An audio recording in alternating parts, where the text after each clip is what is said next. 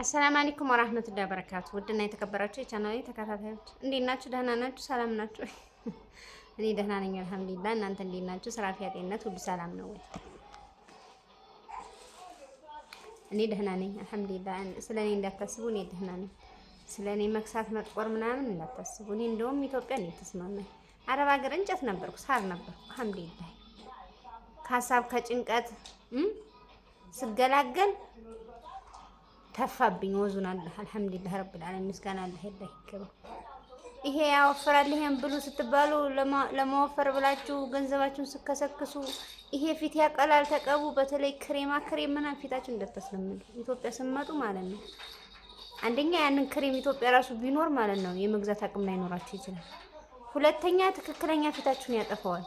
እዚህ ብርድና ፀሐይ ሲነካው ፊታችሁ ሙሽልቅልቅ ጠባሳ ገጣባ ነው የሚመስለው፣ ያህያ ገጣባ ማለት ነው። ኤክስኪውዝ ሚና ማለት ነው። እና ክሬም ምናምን የማይረባ ነገር የማይጠቅም ነገር እንዲያትቀቡ። በቃ ማታ ማታ ባዚናችሁን ቅብት ጧት ትጥብ አበቃ። ሌላ የማያዛልቃችሁን የማያዋጣችሁን ነገር አትቀቡ። ይሄ ፀጉር ያለሰልሳል፣ ፀጉር ያሳድጋል፣ ምድር ኢሽ ምናምን ገንዘባችሁን አትጨርሱ። 1 ግራም ወርቅ ግዙ። የሚጠቅማችሁ ወርቅ ነው። ልብስ ማለት ነው። እዛ ሀገር የፈለገ ፋሽን ቢሆን ብገዡ እዛ ሀገር ፋሽን አይደለም። ሁሉም ባገሩ ነው የሚመስለው ወይም የአገሩን ነው የሚመስለው። ሱዑዲ ላይ ፋሽን ሆኖ የሚያምረው በቃ የሆነ በቃ ላይንሽ በጣም የሚማርከሽ እዛ ሀገር ስትመጪ ለብሰሽ ውጭ አይልሽም። ሁሉም ሀገሩን ስለሚመስል የአረብ ሀገር ልብስ ለአረብ ሀገር ነው፣ የኢትዮጵያ ልብስ ደግሞ የኢትዮጵያ ነው። ገባሽ? አሁን ከዱባይ ከሱዑዲ ሱሪ ብትልክለሽ ወንድምሽ በቃ ደስ ብሎት አይለብሱም። ምክንያቱም የዚህ ሀገር ሱሪዎች የሚገራረሙ ሱሪዎች ናቸው ነው ለመናገር። የአረብ ሀገሩ ደግሞ አብዛኛው ጠባብ ነው፣ ከላይ ሰፋ ቦለል ያለ ነው የሚወዱት እነሱ ማለት ነው። እና ምንድሽ ፈልጌ ነው ስሪ፣ ገንዘብሽን ያዢ፣ ወርቅ ግዢ። አርሳ ኩርሲ ምናምን አትሰብስብሽ ቆንጆ፣ አይጣምሽም ስለማይጣምሽ ነው። ወርቅ ግን 10 ዓመት ራሱ ለብሰሽው ብትሸጩ ያተርፍሻል እንጂ አያከስርሽም። 1000 ሪያል የሆነ ልብስ ብትገዢ እዚህ ሀገር ስትመጪ ምንም ላይ ጥምሽ ይችላል ለብሰሽው ስትወጪ። ገባሽ? ሁሉም ሀገሩ ነው የሚመስለው። ኮተት፣ አርሳ ኩርሲ፣ ምድርኤሽ ምናምን ቢጃማ፣ ሼኤን ምናምን፣ ተሙ፣ አሊባባ፣ ምድርኤሽ ምናምን ይሄ ድርሃሜን ምናምን የምትሰበስቢው ለካርጎና ለምንድን ነው ለኪሎ ኪሳራ ነው እንጂ እዚህ መተሽ ራስ ብለብሽው አያረካሽም። እና ገንዘብሽን ያዢ፣ የሚጠምሽን ነገር አድርጊ ለማለት ነው። ከይቅርታ ጋር ማለት ነው። መብታችሁ ነው። እኔ መናገር አይናልተውም፣ ይቅርታ አድርጉልኝ ነው ማለት ነው። እሺ። እና ምን ለማለት ፈልጌ ነው፣ የማይጠቅም ነገር ላይ ገንዘባችሁን አታክስሩ። ያማራችሁን ነገር ግን ብሉ፣ ለሆዳችሁ ኦኬ፣ ለጤናችሁ ብሉ። ስትበሉ ስትጠጡ ነው የምትሰሩት። በተረፈ ለልብስ ምናምን እየገዛሽ ሻንጣ ውስጥ አንቺ እዛው ነሽ አይደል? ሻንጣ ውስጥ ብታደርጊው መቼ ልለብሽው ነው? 24 ሰዓት ማዲያም ቤት ነን አይደል? መቼ ልንለብሰው ነው? እየገዛን ሻንጣ ውስጥ እሺ፣ ያኔ እሺ፣ ፋይዳ ይቅርታ አድርጉልኝ ስለተናገርኩ ማለት ነው። ግን የሚጠቅማችሁ ነገር ስለሆነ ነው። ኦኬ። እና ሲቀጥል ማለት ነው ባለፈው በርበሬ ልግዛ ወይስ እዚህ ለሳሎን ጌጥ ልግዛ ዩቲዩብ ከፍሎኛል ብያችሁ አልነበረ? አዎ። አብዛኞቻችሁ በርበሬሽን ብትገዢ ይሻልሻል፣ ያኛው ይደርሳል፣ በርበሬሽን ግዢ ብላችሁ በኮሜንት ነግራችሁኛል አይደል? አዎ። እኔም ትክክል ናቸው እህቶቼ። ሆድ ይቀድማል ተጌጥ አልኩኝ። ያ አበባው ምናምኑ ሳሎን ላይ የሚቀመጥ ጌጥ ነው። ሆድ ደግሞ ሁሉ ጊዜ አዲስ ነው። ቁርስ በልተን ምሳ እስከምንደርስ ይርበናል አይደል? አዎ። የሚያዋጣው እሱ ነው፣ እሱን ግዢ ብላችሁኛል። እና ገበያ ልሄድ ነው በርበሬ ስገዛ። ከተመቸኝ በርበሬ ተራ ምናምን ቀርጽላችኋለሁ። ካልተመቸኝ ደግሞ እስከ ገበያው ድረስ አስጎበኛችሁና በርበሬውን ገዝቼ ስመጣ በርበሬን አሳያችኋለሁ። 10 ኪሎ በርበሬን ግዝት አደርጋለሁ።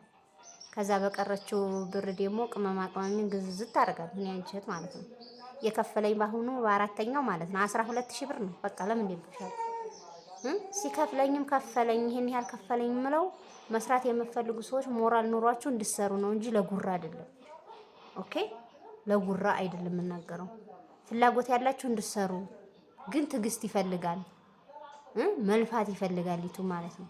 ዝም ብሎ ባንዴ ክፍያ ላይ አይደረስም። እሺ እኔ ውድ አንዳንዶቹ ማለት ነው በወር 100 ሺህ ብር ራሱ ቢከፈሉ ከፈለን ራሱ አይሉም። አይደለም የብሩን መጠን ሊናገሩ ከፈለን ራሱ አይሉም።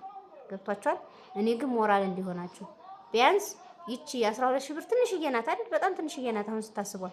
ለእኔ ግን ትልቅ ናት። ለምን ኢትዮጵያ ውስጥ ነው የምሮነው፣ እቤት ነው የምውለው። በ3 ወርም መጣች በ4 ወርም አንድ ሲርና ትሰራለች ወይም አንድ ተግባር ትፈጽማለች፣ አንድ ሀጃ ትሸፍናለች ማለት ነው። ገብቷቸዋል። እና እንድትሰሩ እንድትጠነክሩ ነው መስራት የምትፈልጉ ነው ያልኩት። ሌላ ስድብ ምናምን ሸሪያ ምናምን እኔ ስድብ አልፈልግም። ኤክስኪውዝ ሚና ማለት ነው። እና ይሄ ነው። እስቲ ያለውን ነገር ደግሞ አብረን እናያለን። እና ወዶችዬ እንደምታዩት በርበሬ ልገዛ ወደ ገበያ እየሄድኩ ነው። ተመልከቱት። ሀገራችሁን በዛውም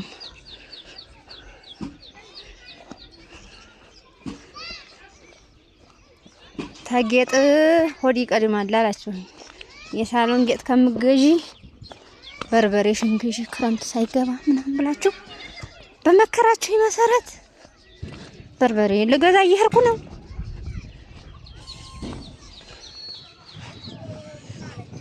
እቺ ቤት እኮ ውሃ ናት፣ የውሃው ጉሬ ናት። እሺ ሳር ቅጠሉ ይናፍቃል። ባህር ዛፍ፣ ይሄ ባህር ዛፍ የማን ነው? አንድ ቢያድሉን ጥሩ ነበር ለማገዱ። ይሄ ሞከታውን ስንት ይመስላችኋል? አያምር? ያው ቆሻሻው ምኑ በየስርቻው ነው የሚባለው። የዚህ ሽታ ታዲያ ከባድ ነው። ሀገራችን ይኸው በሰኔ ይሄንን ይመስላል። ሰኔ ገብቷል።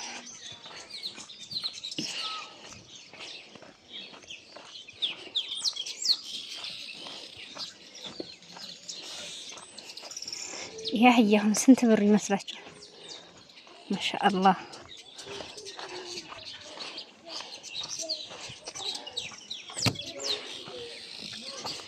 እቺ አህያ ናት።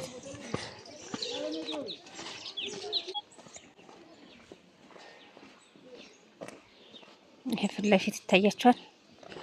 ብሎኬት ቤት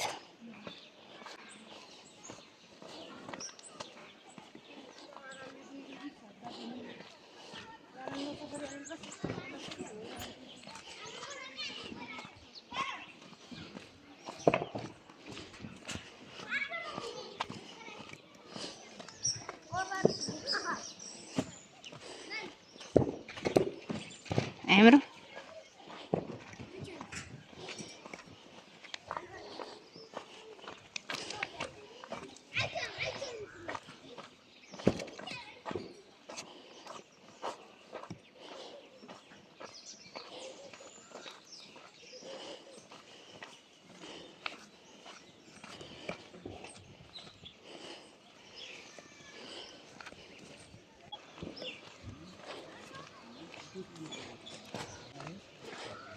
የእህል ሚዛን ነው። ይሄ ደግሞ እህል እየመዘኑ ይገዙ።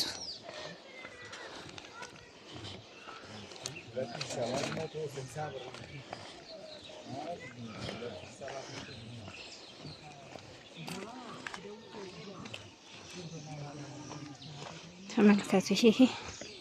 ይሄ ቁልቋል ይባላል።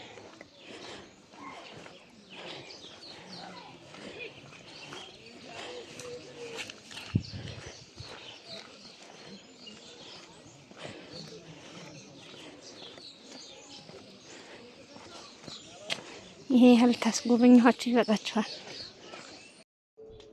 ይሄው ይሄን ይመስላል። 10 ኪሎ በርበሬ ነው የተገዛው። እዩት።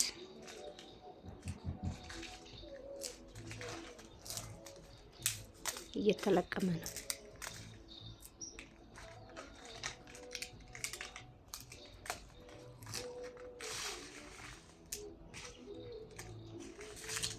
በ800 ብር በ850 ሂሳብ ማለት ነው።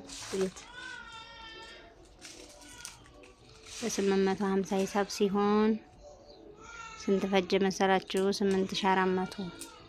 ቀሪው ደግሞ ለቅመሜ አበቃ። እንዴት ነው?